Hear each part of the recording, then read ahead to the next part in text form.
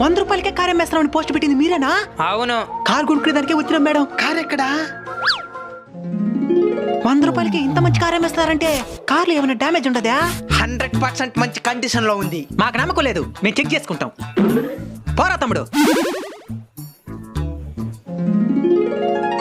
అన్నా సీట్లు అండి సూపర్ గా ఉన్నాయి.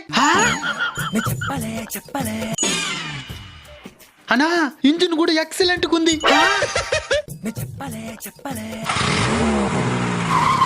అన్నా కారు సూపర్ కండిషన్ లో ఉన్నది. కార్ తీసుకుని వెళ్ళండి. Madam brain బద్దలైపోయేలాగుందే.